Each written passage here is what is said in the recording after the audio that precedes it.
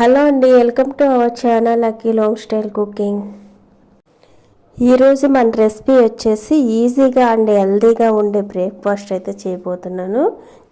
Oil కూడా లేకుండా అయితే ఈ బ్రేక్ఫాస్ట్ అయితే చేసుకోవచ్చు. స్పాంజ్ దోశ ఇన్స్టెంట్గా అయితే చేసుకోవచ్చండి. ఈ స్పాంజ్ దోశని చాలా మెత్తగా అయితే ఉంటుంది, అంతే టేస్టీగా కూడా ఉంటుంది. ఇప్పుడు ముందుగా అయితే ప్రాసెస్లోకి అయితే వెళ్ళిపోదాం. ఒక మిక్సీ జార్ అయితే తీసుకోవాలి. ఆ జార్లోకి 1 కప్ బొంబాయి రవ్వ అయితే వేస్తున్నాను, ఉప్మా రవ్వ. అదే కప్పుతో 3/4 కప్పు పెరుగు అయితే పోసుకోవాలి, పుల్లటి పెరుగు అయితే పోసుకోవాలి. అదే కప్పుతో 1 కప్ వాటర్ అయితే పోయాలి. ఇలా పోసిన తర్వాత దాన్ని మెత్తటి పిండిలా అయితే మిక్సీ పట్టాలి. వాటర్ అయితే పోసేసాను, ఇప్పుడైతే మిక్సీ పట్టేద్దాం. ఈ విధంగా అయితే మిక్సీ పట్టేసుకోవాలి, మెత్తగా అయితే ఉండాలి పిండి. ఒక గిన్నెలోకి అయితే వేస్తున్నాను. ఇప్పుడైతే ఇలా పిండి అంతా వేసిన తర్వాత ఇప్పుడు 1/2 స్పూన్ వంట సోడా అయితే వేసుకోవాలి. మన టేస్ట్కి తగ్గట్టుగా సాల్ట్ అయితే వేసుకోవాలి. వేసేసుకుని అయితే ఒకసారి అయితే గరిటెతో మిక్స్ చేసేయాలి బాగా. ఇలా చేసేసిన తర్వాత మూత పెట్టేసి 15 నిమిషాల పాటు అయితే పక్కన పెట్టేద్దాం. ఈ లోపలైతే చట్నీ అయితే చేసేసుకుందాం. ఈ విధంగా అయితే కలిపేసాను. ఇప్పుడు మూత పెట్టి పక్కన పెట్టేస్తున్నాను. ఈ లోపలైతే చట్నీ అయితే చేస్తున్నాను. స్టవ్ ఆన్ చేసి ఒక కళాయి అయితే పెట్టాను. 1 స్పూన్ ఆయిల్ అయితే పోయాలి. నేనైతే టమాటో పల్లీ చట్నీ అయితే చేస్తున్నాను. 1 స్పూన్ ఆయిల్ పోసిన తర్వాత పల్లీలు అయితే వేస్తున్నాను. ఇప్పుడైతే 1 కప్ పల్లీలు అయితే తీసుకున్నాను. ఈ దోరగా వేయించుకోవాలి. ఈ విధంగా వేయించుకున్న తర్వాత అయితే తీసేయడమే. ఇప్పుడైతే జార్లోకి అయితే తీసేస్తున్నాను. అలాగే స్పైసీ తగ్గట్టుగా అయితే పచ్చిమిర్చి అయితే వేసుకోవాలి.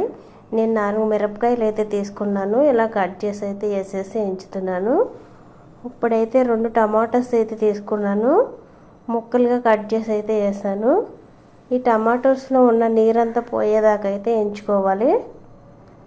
ఇప్పుడైతే 1/2 స్పూన్ జీలకర్ర అయితే వేసుకోవాలి.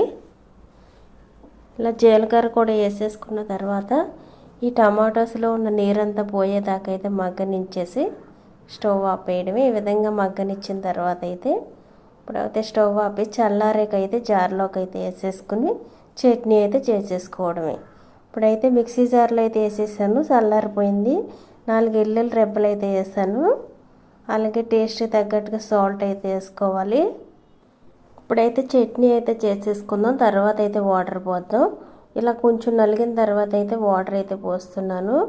తగినంత వాటర్ అయితే పోసుకోవాలి. మన చట్నీ ఏ విధంగా చేసుకుంటాం చూసుకుని. ఇలా అయితే చట్నీ అయితే ప్రిపేర్ చేసేసాను. ఇలా అయితే మన స్పాంజ్ దోశలోకి అయితే పల్లి టమాటా చట్నీ అయితే ప్రిపేర్ చేసేసుకున్నాం. ఇప్పుడు మిగిలిన దోశలు వేయడం మాత్రమే. ఇప్పుడైతే దోశలు అయితే వేసేద్దాం. స్టవ్ ఆన్ చేసి పెనం పెట్టేస్తాను. పెనం బాగా వీటెక్కనివ్వాలి. ఇప్పుడైతే మనం తీసుకున్న పిండిని అయితే ఒకసారి మరలా అయితే బాగా కలుపుకోవాలి. కలుపుకున్న తర్వాత అయితే వేసేసుకోవడం దోశలు అయితే. మనం తీసుకున్న గరిటెతో అయితే 1 గరిట 2 గరిటెలు వేయడం అన్నది అది మన ఇష్టం. నేనైతే ఇలా అయితే వేస్తున్నాను. ఇలా వేసేసిన తర్వాత దోశనైతే పైన అయితే మూత పెట్టేయాలి. 1 నిమిషం పాటు అయితే కాలిన తర్వాత అయితే తీసేయడమే. నేనైతే చుక్క నూనె కూడా పోయలేదు. చూస్తున్నట్లయితే చూసారు, ఈ విధంగా 1 నిమిషం పాటు కాలిన తర్వాత మూత అయితే తీసేసి చూస్తే ఈ విధంగా అయితే కాలింది దోశ అయితే. ఒకసారి తిప్పి అయితే చూపిస్తాను. ఈ స్పాంజ్ దోశ అయితే 2 వైపులు కాలవలసిన అవసరం లేదు, 1 సైడ్ కాలితే సరిపోతుంది. నేనైతే చూపించడం కోసం అయితే తిప్పాను. చూసారుగా మంచి కలర్లో అయితే వచ్చింది దోశ అయితే. స్పాంజ్లా మెత్తగా కూడా ఎలా ఉందో చూసారుగా. ఇప్పుడైతే రెండో దోశ వేసేటప్పుడైతే ఏదైనా కాటన్ క్లాత్తో కానీ టిష్యూ పేపర్తో కానీ పెనాన్ని అయితే బాగా తుడిసేయాలి. కొద్దిగా వీటెక్కనివ్వాలి కూడా పెనాన్ని అయితే.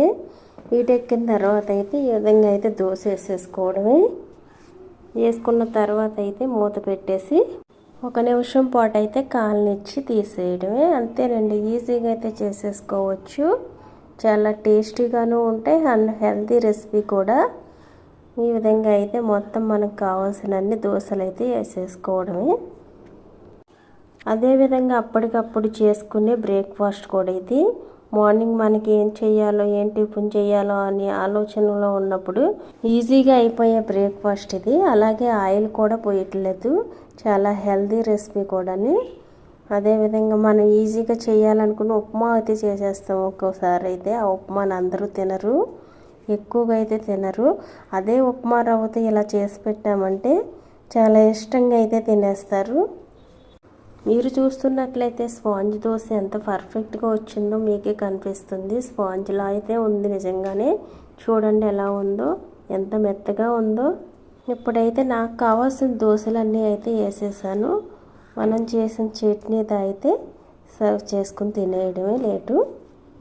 ఈ వీడియో మీకు నచ్చినట్లయితే లైక్ చేయండి, సబ్స్క్రైబ్ చేసుకోని వారైతే సబ్స్క్రైబ్ చేసుకోండి.